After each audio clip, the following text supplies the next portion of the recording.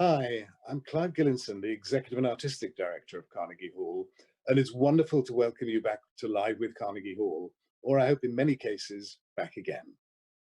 We're thrilled to be featuring Renée Fleming today, highlighting two central aspects of her remarkable career, the music of Richard Strauss and art song. Renée's close partnership with Carnegie Hall began in 1987 and has included song recitals, opera arias, musical theatre, as well as teaching. She's joined today by Elliot Forrest from WQXR, who is definitely not singing, although Elliot, of course, we'd be very happy to audition you at any time you're interested, and her close friend, Rufus Wainwright. She'll include a complete performance of Strauss's exquisite Four Last Songs recorded at Carnegie Hall with Christoph Eschenbach and the Philadelphia Orchestra. And we'll also hear Renée and Rufus discuss their thoughts on the ever-evolving art of song. We're thrilled to start today with a never-before-released video of a fabulous performance from Carnegie Hall's 125th anniversary concert of Richard Strauss's Morgan, performed by Renée, Pablo Eras Custado, and the Orchestra of St. Luke's, with the great Itzhak Perlman as the solo violinist. In fact, on a personal level, for me, this is one of the most beautiful pieces of music ever written.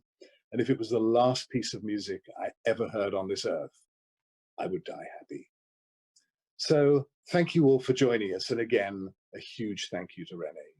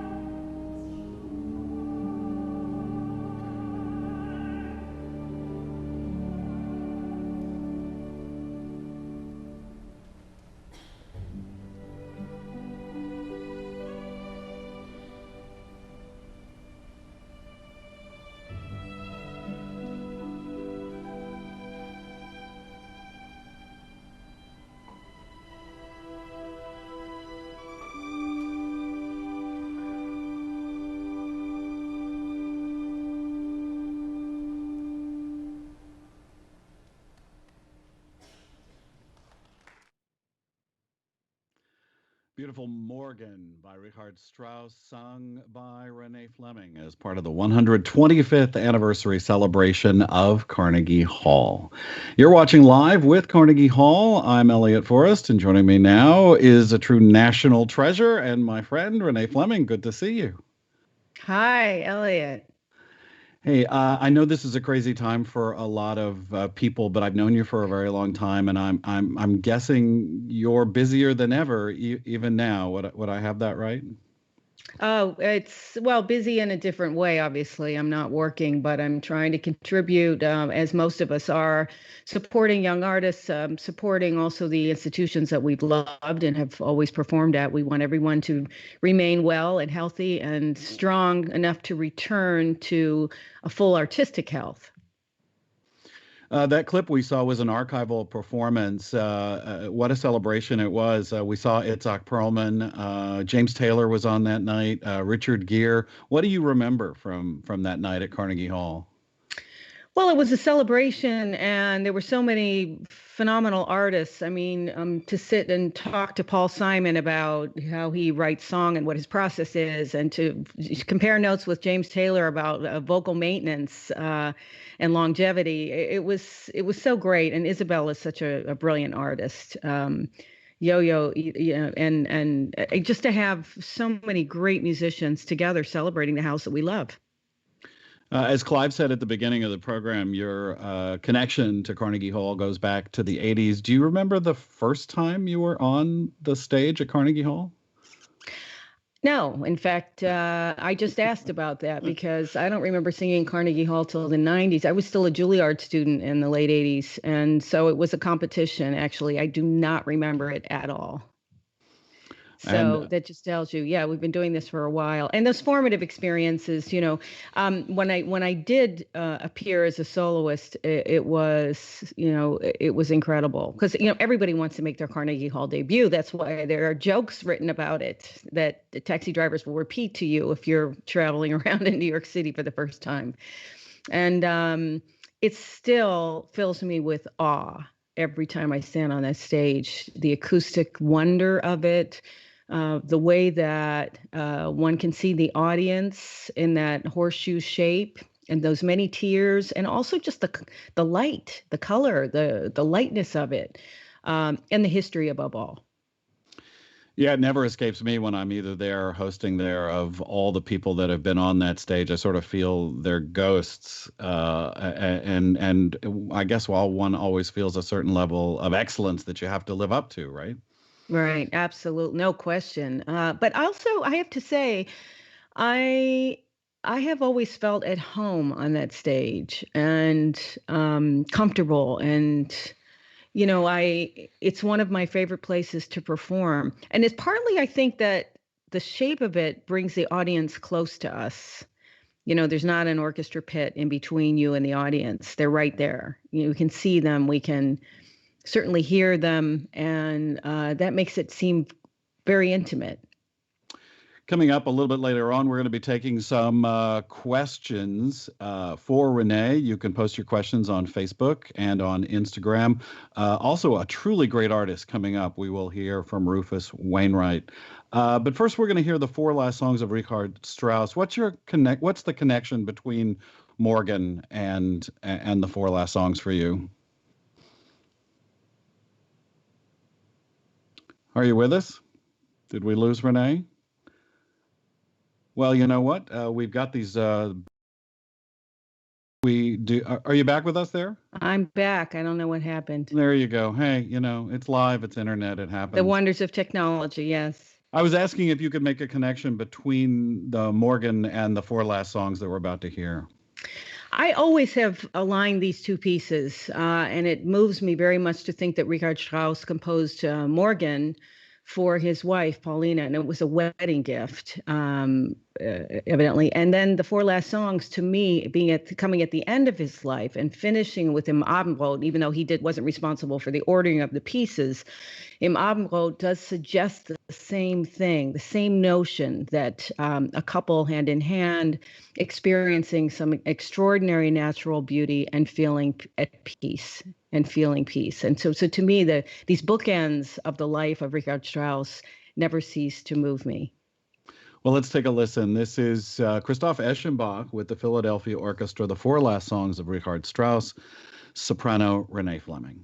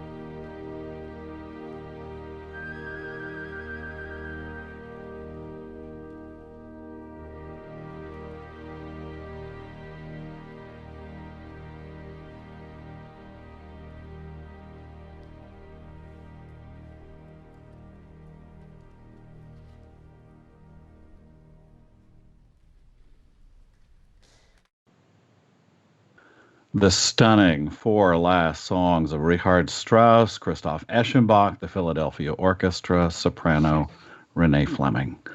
I'm Elliot Forrest. This is Live with Carnegie Hall, and we are live with Renée Fleming. I know the audience couldn't see this at Carnegie Hall when it was recorded in 2004, but that close-up you can see, you were quite moved by that. There was a tear in your eye. Do you remember being that emotional? You know, that piece has a huge effect on me, and it really is extraordinary because I even to this day, I've performed it more than anything in my repertoire by far, and I still perform it every year a number of times, really every year of my whole career since that that premiere with Christoph Eschenbach in Houston in the mid '90s, and it's just it's so epic.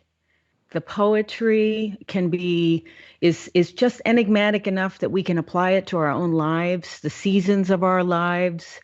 And I find that extremely moving. I also find that it has a tremendous effect on my whole nervous system. I just calm down. It's a very meditative experience for me to hear it, to sing it. And I think that's one of the reasons why it's so beloved. I think the last time I saw you in person was backstage at Carousel on Broadway, and I've seen your website. It looked like you were still scheduled to do more theater this summer.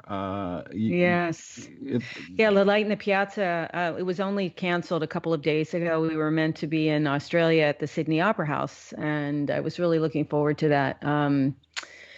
So yeah, all year, but I especially regret missing the tour with Yevgeny Kissin. And we would have had a performance in Carnegie Hall, which I was so looking forward to. We planned this. It's very hard for our schedules to combine, and it took a lot of planning and a lot of time, and it will be hard to recapture that. We will hear him play with you singing a little bit later on in this hour. Before I did want to give a couple of shout outs. We have people from all over the world that are watching and listening this live online broadcast with the two of us, Renée, people in Buenos Aires, the country of Georgia, I'm sure the state of Georgia too, but the country of Georgia, Belfast, Dublin, Brazil, Trinidad, Mexico, and we're going to be taking some of your questions a little bit later on. First, just briefly, I know you've had a long relationship with Carnegie Hall. In addition to singing, the Song Studio, what is that? So Song Studio, it's a continuation of the program that Marilyn Horne started, really focused on song, also focused on young artists and their contribution and their talents.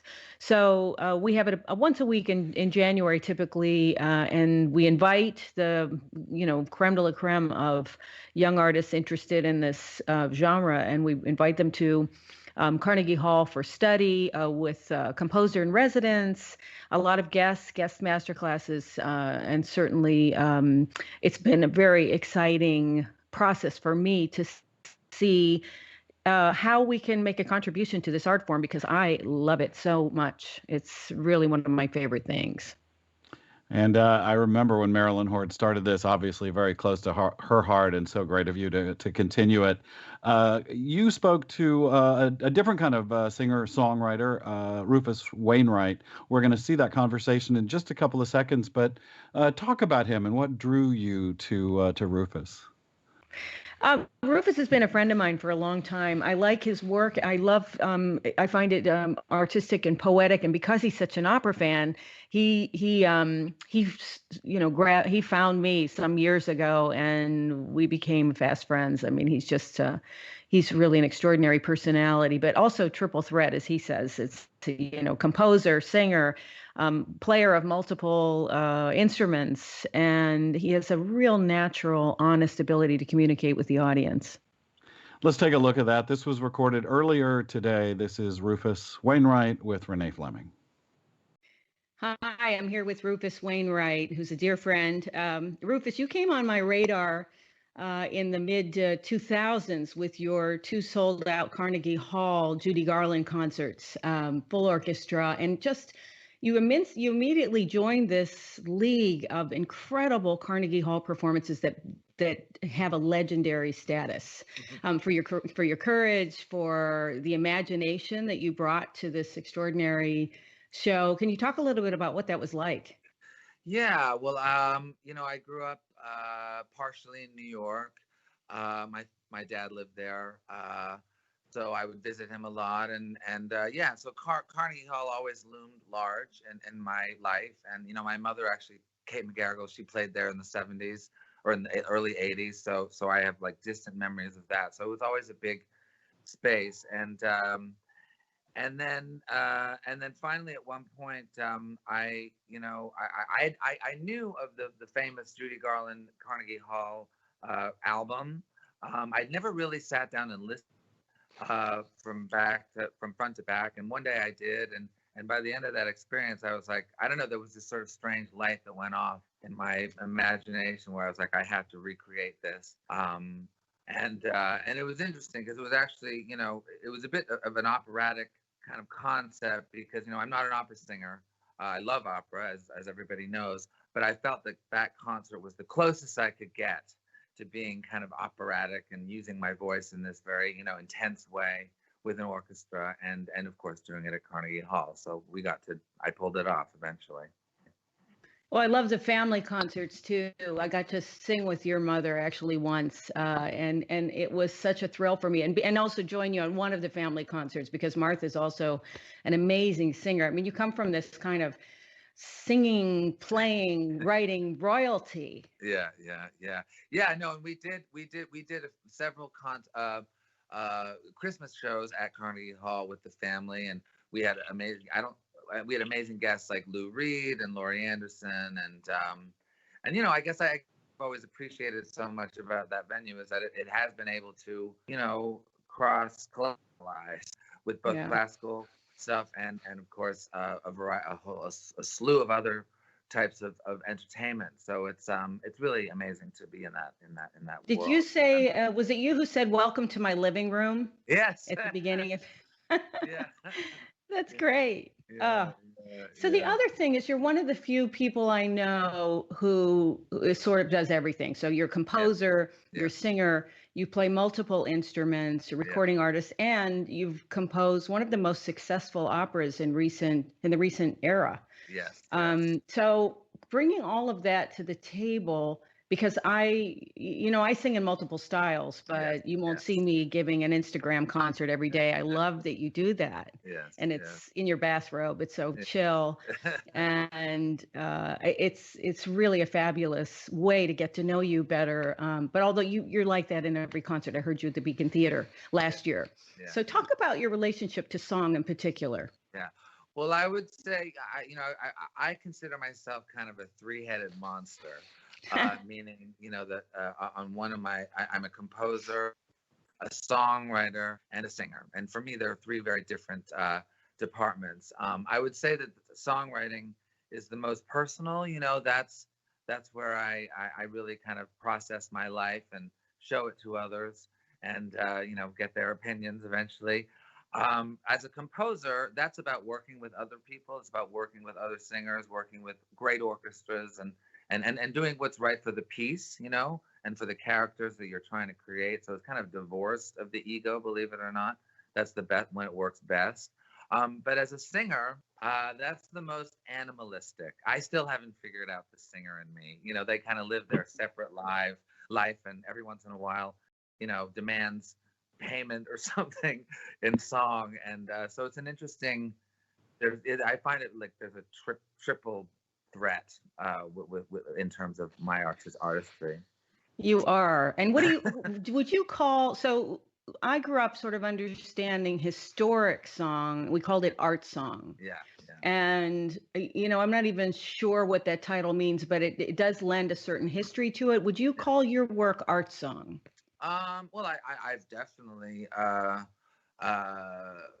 worked in that capacity. My mother, Kate McGarrigle, who you knew very well, and who sadly is no longer with us. I mean, she was a great fan of what they call heart songs, what they used to call heart songs, which were kind of this cross. It was actually, there were a lot of American or British material that a lot of opera singers would sing at the end of recitals as sort of their encore.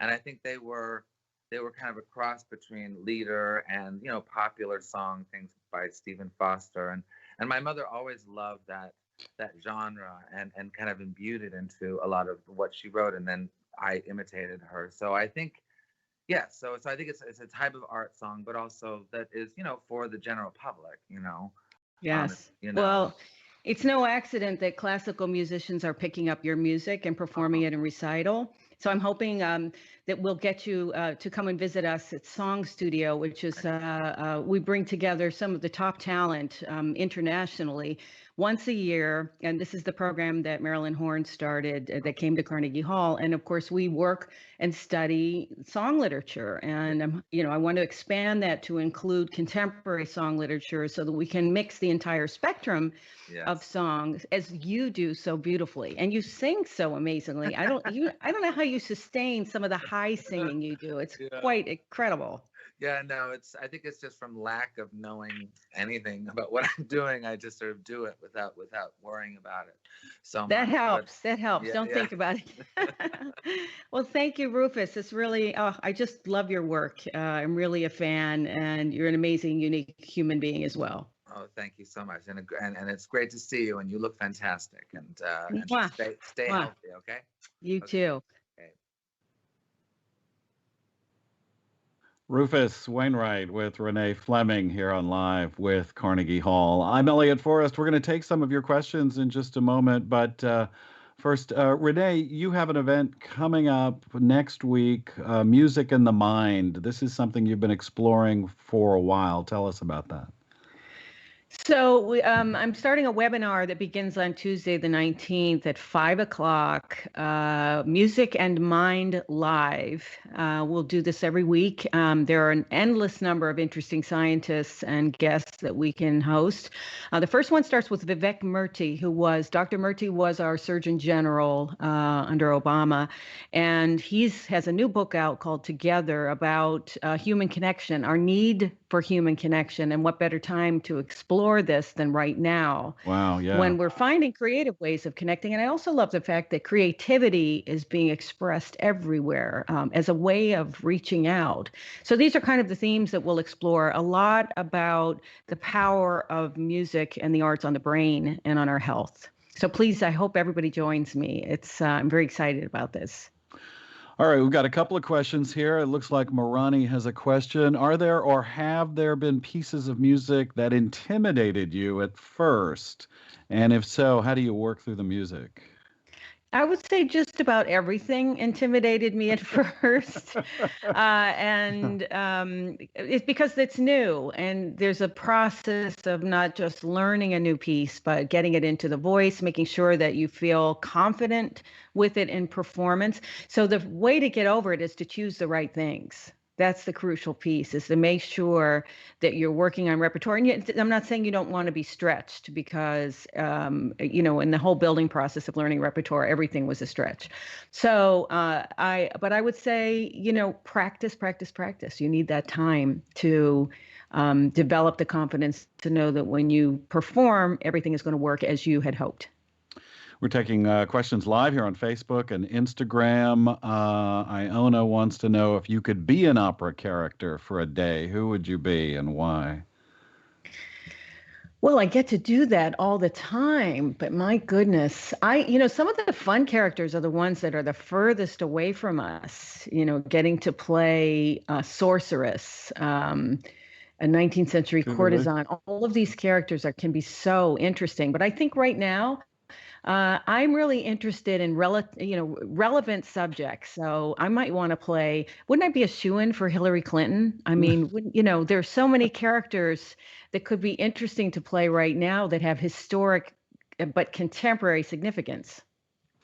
David wants to know how you prepare differently for an opera and a musical theater performance. Music theater is fast in terms of the rehearsal process, and the dialogue is a completely new skill for me.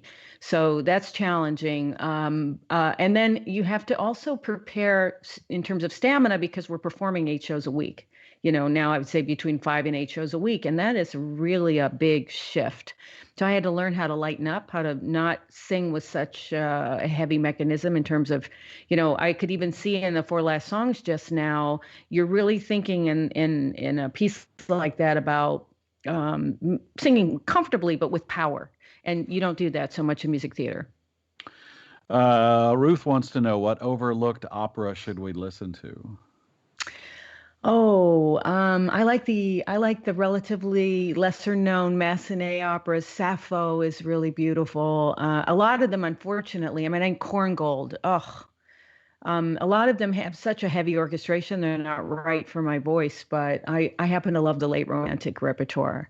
And I'm sure there's Baroque opera that can continually be explored. There are a lot of Handel operas that haven't, and oratorios that are never performed or haven't been performed very much. So I personally love the variety of listening to unknown works, which is why Eve Queller, who performed so much in Carnegie Hall, provided such a tremendous service to music lovers, because there were all these unknown pieces.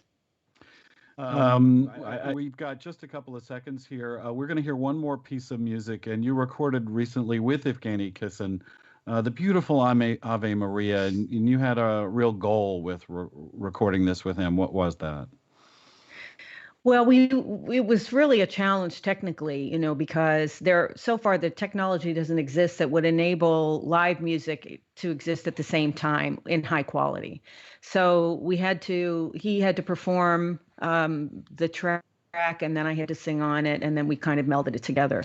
But it was really just being able to kind of share this iconic work, which we had planned to perform on our tour with the public. And I hope that we can find our way to doing a little bit more of that, because he's in Prague and I'm here.